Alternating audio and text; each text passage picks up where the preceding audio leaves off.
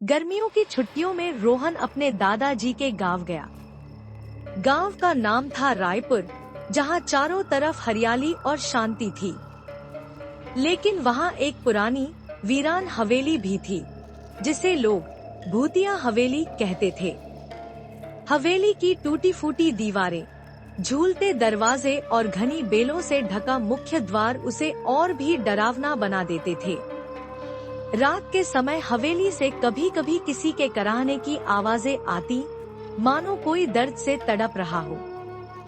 रोहन को रोमांच पसंद था और जब उसने हवेली के बारे में सुना तो उसकी जिज्ञासा बढ़ गई।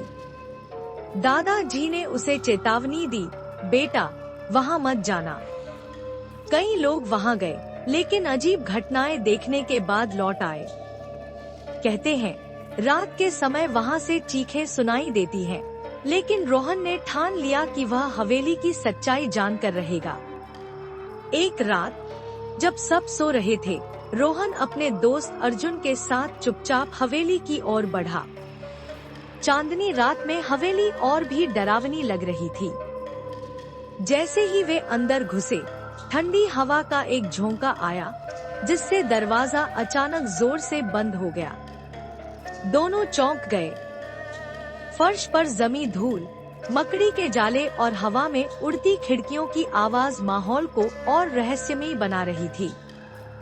अचानक ऊपर की मंजिल से किसी के पैरों की आहट सुनाई दी। तुमने सुना? कोई ऊपर है, अर्जुन कांपते हुए बोला।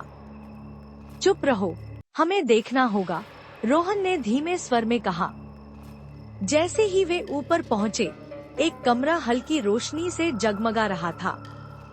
कमरे के अंदर से किसी के बुदबुदाने की आवाज आ रही थी। दोनों धीरे धीरे उस कमरे की ओर बढ़े। दरवाजा हल्का सा खुला था। उन्होंने अंदर झांका और देखा, एक बूढ़ा आदमी एक पुरानी किताब पढ़ रहा था। उसकी आंखों पर गोल चश्मा था और चारों ओर बिखरे दस्तावेज और पुराने नक्शे रखे थे। लेकिन सबसे डरावनी बात यह थी कि उसकी परछाई हिल नहीं रही थी, जबकि दिया जल रहा था। रोहन और अर्जुन को देखते ही वह बूढ़ा आदमी चौंक गया। तुम लोग कौन हो?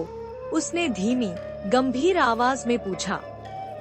उसकी आवाज में एक अजीब सी गूंज थी, जैसे वह दूर से आ रही हो। हमने सुना था कि ये हवेली भूतिया है, लेकिन आप यहाँ क्या कर रहे हैं? रोहन ने हिम्मत करके पूछा। बूढ़ा आदमी हल्के से मुस्कुराया, लेकिन उसकी मुस्कान अजीब थी, मानो वह कोई राज छिपा रहा हो। भूत वूत कुछ नहीं होता बच्चों, मैं एक इतिहासकार हूँ। इस हवेली के मालिक का कोई वारिस नहीं था, इसलिए इसे वीरान छोड़ दिया गया। लोग बेवजह अफवाहें फैला देते हैं। मैं यहाँ इसके इतिहास पर शोध कर रहा हूँ। रोहन और अर्जुन को यकीन नहीं हुआ। तभी बूढ़े आदमी ने एक पुराना संदूक खोला। उसमें पुराने सिक्के, तस्वीरें और कुछ दस्तावेज थे।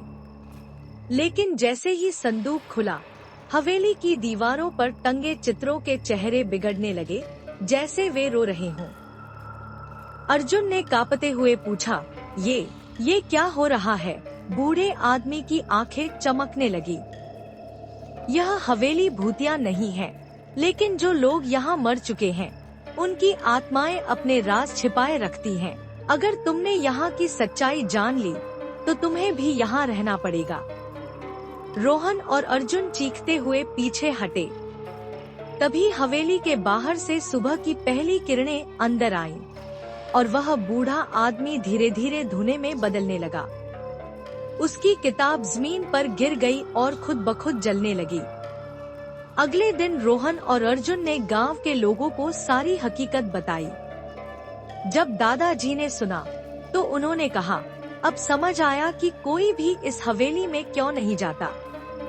यह सिर्फ एक पुरानी इमारत नहीं, बल्कि एक शापित स्थान है।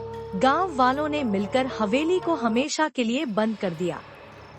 अब वहां कोई नहीं जाता, और रात के समय हवेली के खिड़कियों से कभी कभी अजीब आकृतियां झांकती हुई दिखती हैं। रोहन और अर्जुन के लिए यह सिर्फ एक रोमांचक यात्रा नहीं थी, बल्कि उन्होंने एक बड़ा सबक भी सीखा। कुछ रहस्य कभी नहीं सुलझने चाहिए,